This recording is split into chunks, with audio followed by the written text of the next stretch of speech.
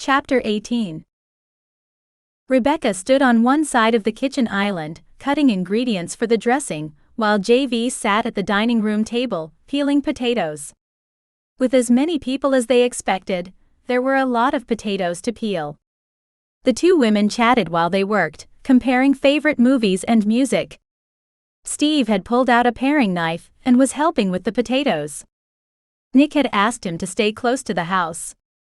There would likely be people in and out for most of the day, and he didn't want to have to worry about Rebecca while he was working. As he'd left, he'd said something about lost cattle that had to be found, then he'd disappeared through the back door. A few moments later, JV had heard the buzz of a snowmobile as he'd headed for the barn. Several hours had passed when Rebecca turned to Steve. "I take it from what you said last night, you've known JV a long time." "Almost all her life." "Are you close with her family?" "Her brother was my best friend all the way through school." He didn't seem to mind Rebecca asking questions, and he answered them without reserve. "But not anymore?" Rebecca was curious about her new friend, and she had no issues asking what she wanted to know. "Not for a while, really." "You two fight about something?" The buzz of a snowmobile grew louder, telling them someone was coming from the barn. "No, I was gone for a long time with the military and only home for a little while before I left again. We simply grew apart. We're still friends. We see each other now and then, just not best friends." He tossed his peeled potato into the bowl that was half full of similarly naked ones, and picked up another. Nick came in the back door. He shed his snow gear in the mudroom and went to the refrigerator. He pulled out a can of beer, popped the top and took a drink before sitting at the table across from JV. A knock sounded on the front door. Steve dropped his potato back in the bowl of unpeeled ones and got up. From where they were working, Rebecca and JV heard Steve open the door, and every word that was said. "What are you doing here?" Steve's voice was clear in the silence as they waited to see who was there. Instead of another voice, they heard the sound of someone being hit. "Why'd you do that?" Steve asked. "That's JV's truck outside and I can smell her on you. You told me you left home because you wouldn't be able to keep your hands off her. Nothing's changed and you've touched my sister." Rebecca and JV both dropped what they were doing and rushed into the other room, Nick barely in front of them. "She's sweet and innocent and you're too damned hard for her." The new voice continued. "Matthew Joseph Wilkins. What the hell do you think you're doing?"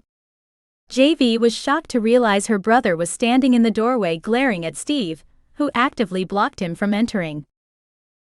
The man in the door looked past Steve to JV. "I came to take you home."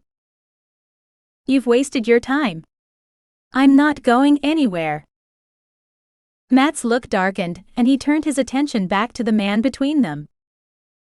"If you hit him again, I'll make sure you regret it," JV snarled, advancing on the pair.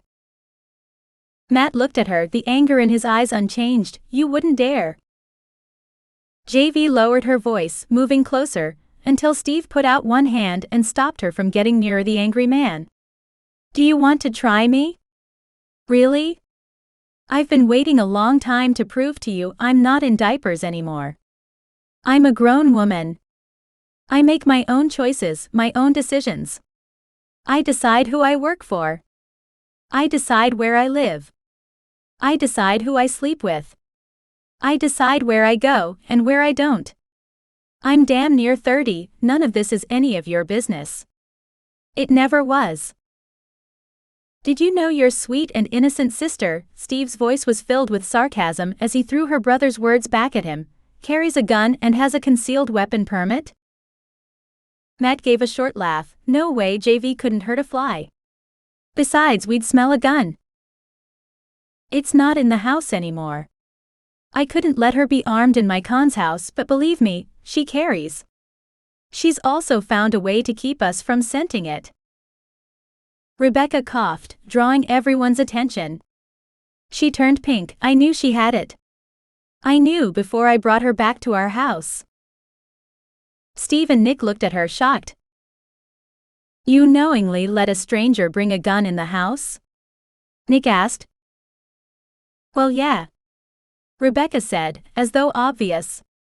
It made her more comfortable, she shrugged. Nick turned to JV. Where's the weapon now? Locked in my truck, like he said. She waved one hand in Steve's direction. Nick turned to Steve. If you didn't smell it, how did you find out about it? A couple weeks ago, when you took Rebecca, I came in to check on Jade. She didn't answer when I called, so I went looking for her. She was in the bedroom. I'd woken her, but she didn't know who was in the house. She had the gun in her hand when I opened the door. Steve looked at Nick as he answered his clan leader, but everyone else watched JV. She looked around once then spoke, addressing Rebecca. How would you have responded if you were alone in the house when you laid down, then the presence of someone else woke you? I hadn't been asleep long enough for you and Nick to be home yet. Rebecca was silent a moment, then lifting both brows, she turned to Nick. She has a point. Nick didn't bother responding, instead he turned to JV. How did you keep us all from scenting it? We should have been able to smell the oil. JV gave a slight smile. I didn't keep you from smelling it, I just masked the odor with scents you're used to, scents you expected. Steve frowned. Nick scowled. What do you mean? I mix a few drops of essential oil into my cleaning oil. Steve looked intrigued. What oils? Juniper, pine, and lemongrass. Could you teach me? He asked. Sure, she shrugged. Matt looked at JV, his eyes wide as she didn't deny carrying a weapon, hell she'd even admitted it. He stared for a moment in disbelief, then shook his head. I never would have believed it. Do Mom and Dad know? I haven't told them, but I haven't hidden it either. I keep telling you I'm not 12 anymore, Matt. I don't need permission for everything I do. I wasn't saying you are, Matt said. But you're here to protect my virtue from your friend and drag me home. You may not be saying it, but you're sure as hell acting like it. He had the grace to look guilty.